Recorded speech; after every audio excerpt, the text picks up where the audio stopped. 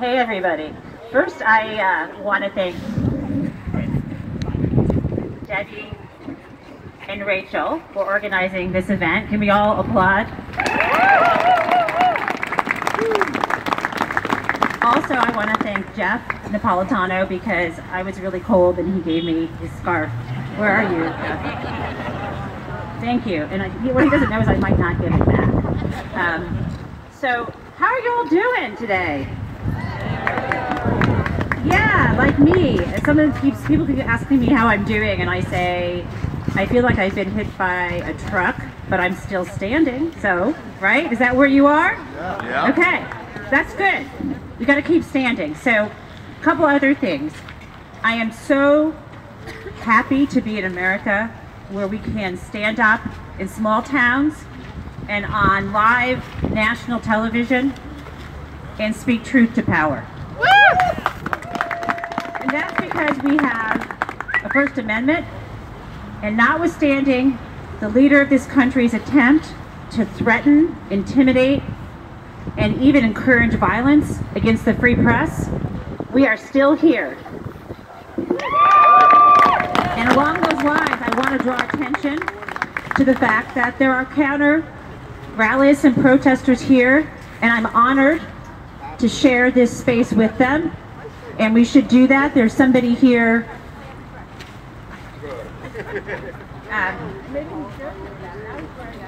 I'm not sure if he's a counter protester or he's being ironic, but we have folks who are here, and we should encourage them to stand with us because that's what we do. We don't resort to violence. I reject it. I want to say unequivocally there should be no whataboutism. I reject all attempts to go to people's homes and pound on their doors, as we've heard. And I don't care who the commentator is. I don't care what they stand for. Years ago, we all joined together and said, "Je suis Charlie." Do you remember this? Okay, that's who we are, that's why we're here, and that's in particular why this administration is so absolutely dangerous. Okay, so let's get down to why we're here to protect Mueller. So my mood last night can be encapsulated by this. Maybe it should be, I don't know, on a t-shirt, but what I felt was this. I dreamed of an avocado toast future, and all I got was a banana republic.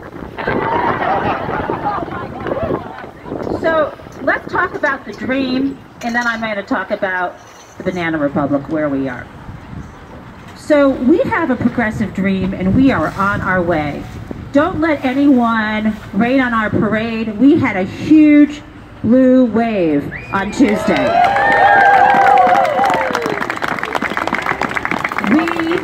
By we, I'm speaking because I'm a member of the Democratic Party, gained back more seats in the House than we have since Watergate.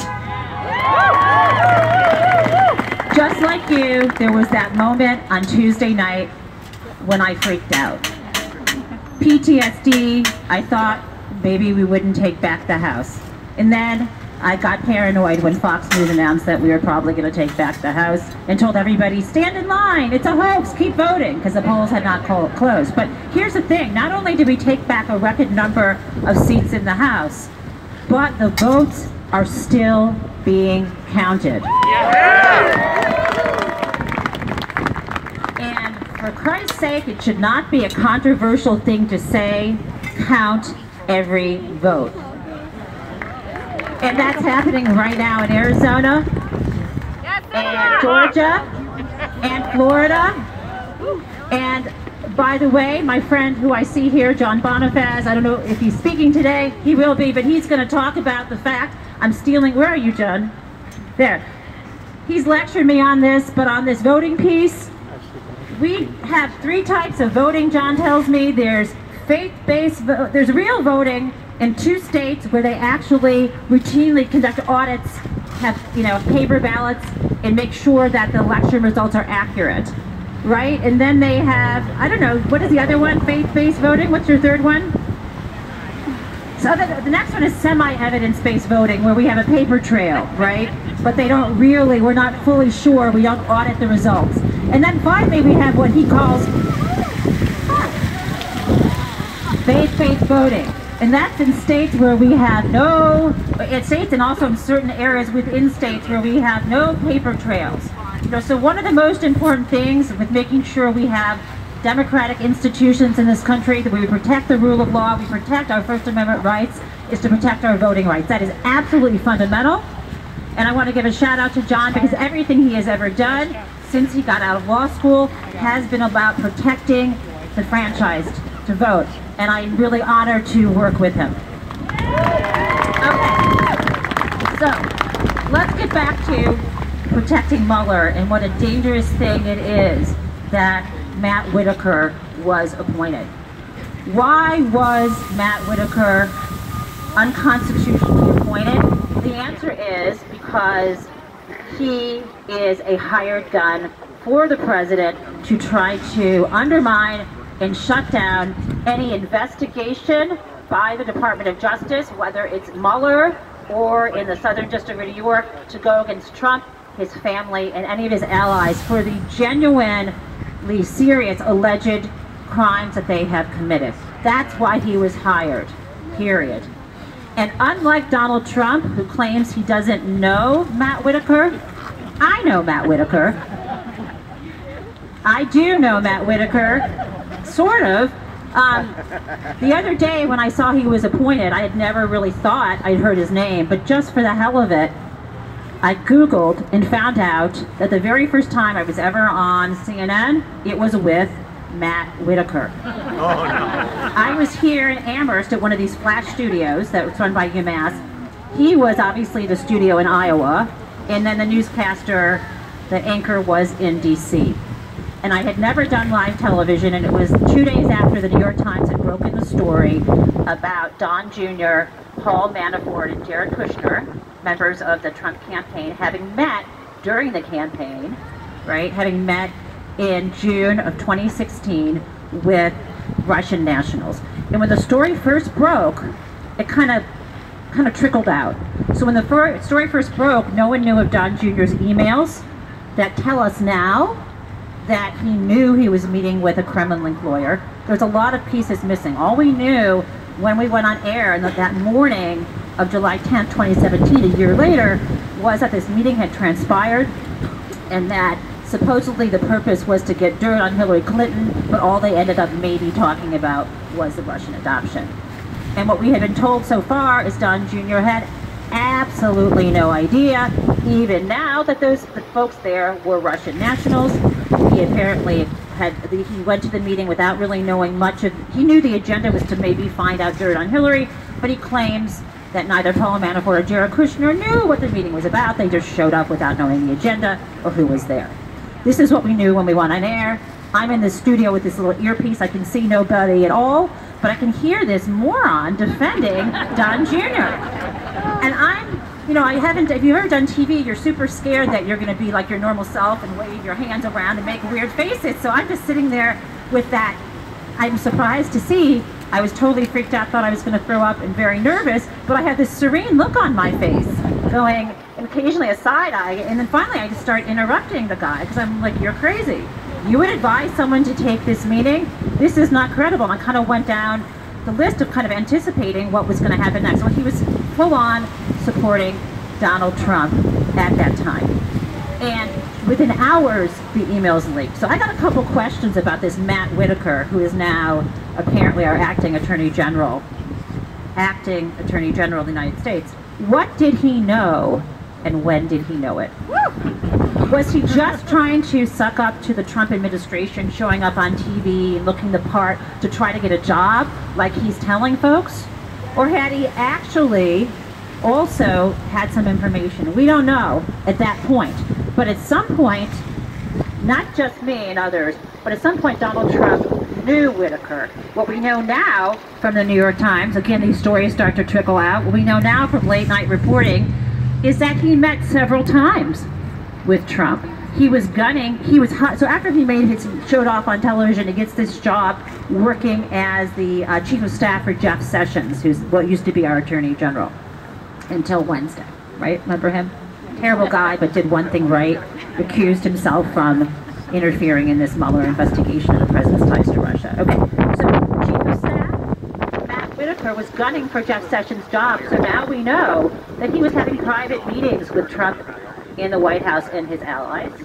We also know not only was he gunning, first he was gunning for to get directly in charge of the Mueller investigation by getting Rod Rosenstein's job, but what he was doing, the first thing he was doing before he was trying to get to take over the Mueller investigation, is he was encouraging the president to investigate Hillary Clinton.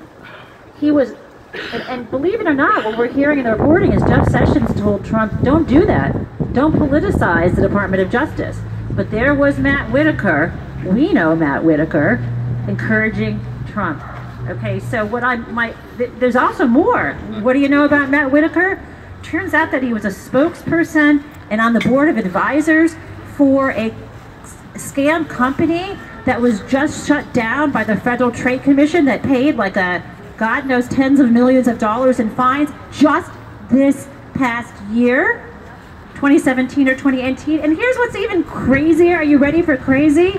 The FBI is investigating him right now. Wait a minute, my head is hurting. Who supervises the FBI? The Attorney General. He still has not announced whether he's going to recuse himself from his own flippin' investigation.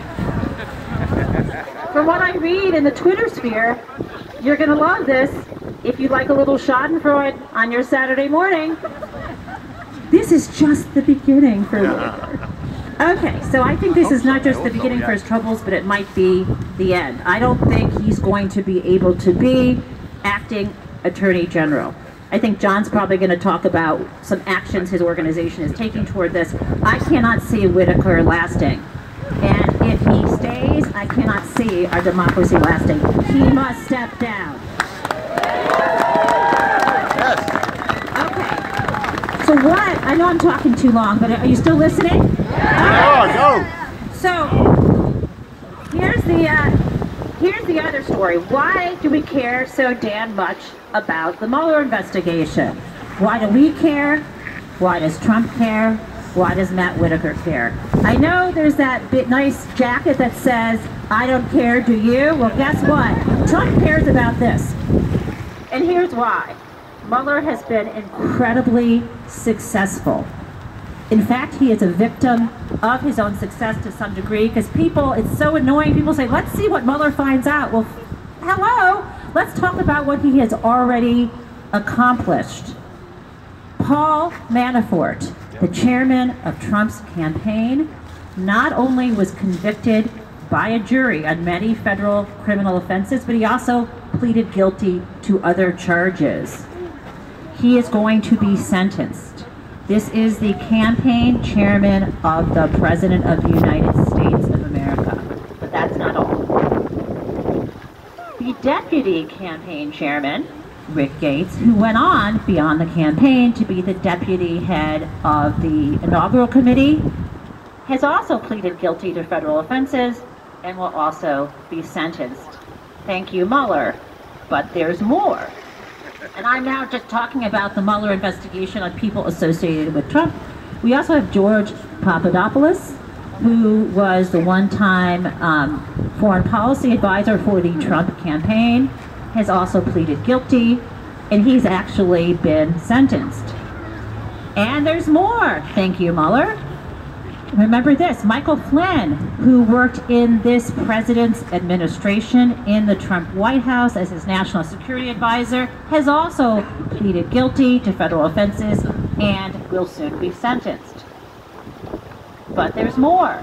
Spin-offs from the Mueller investigation, which in fact may be the most important ones. There are many different federal jurisdictions, including the Southern District of New York, where the Trump's own personal lawyer, Michael Cohen, as you know, has pleaded guilty to several criminal offenses, two of which relate to criminal felonious campaign finance violations. And when he pleaded guilty to that, remember in his plea deal, he implicated the President of the United States. And what we found out was it just yesterday? Just yesterday, in the most blockbuster news story that the Wall Street Journal has ever ever broken, making me maybe think I will renew my subscription, but no, I'm still mad at the editorial board. Anyway, the reporters are great, but this story, unbelievably, builds on that and gives evidence that right now, the federal prosecutors in New York have enough information about Trump's involvement in the payoffs to Stormy Daniels and, why am I forgetting her name? Karen McDougal. They have enough information about his coordination with the head of the National Enquirer, with his work with his own accountant, Alan Weisselberg, who has flipped, and so on. There's enough evidence right now that if he were not the President of the United States, Trump would be indicted, period.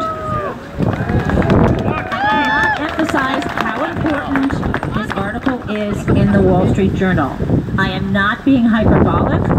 Former federal prosecutors from the Southern District of New York were on the cable news shows, two people who I respect tremendously, and they absolutely said, this is enough information, if true, what the Wall Street Journal is reporting.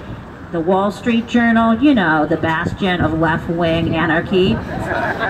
What the Wall Street Journal is reporting, they interviewed 36 sources. If what they are saying is true, Trump would be indicted if he were not a sitting president. This is just a fact. This is where we are. But here's the thing, and I'm almost gonna wrap this up. What worries us is that this lawless president is known for pardoning people, for firing people, for hiring people like Whittaker, right? And that he may just shut down all of these federal investigations. He might just try to prevent these indictments or just pardon everybody, including himself, right? But I've got some news for you. The states. New York. You know that song, if you can't make it there, you can't make it anywhere? Well, guess what? There are two women. One, Barbara Underwood, who is the current state attorney general for New York, and she's about to be replaced by the newly elected Tish James. People, when I need to talk myself off to the ledge, I whisper the words over and over, Tish James. Tish James. Repeat after me. Tish James. Tish James. Here's the deal. There are many potential state criminal charges to still be brought against Donald Trump and his family related to just alone the Trump Charitable Foundation, but also, I'm sure, the tax return issues. Now, don't we still have the same problems? No, we don't. A president cannot pardon for state criminal offenses. Now, that means Don Jr., look out. That means Ivanka and Eric, look out, because you are being investigated. This is a fact. But what about Trump himself? Well, there is no precedent yet on whether a state criminal, the state can prosecute a sitting president. There's neither precedent in the courts, nor is there a policy. States have indicted their own governors. We know this. We just don't know whether a state would dare to indict a sitting president. But you know what I have to say? Tish James. Repeat after me. Tish James. Tish James. Okay, love you guys. Bye.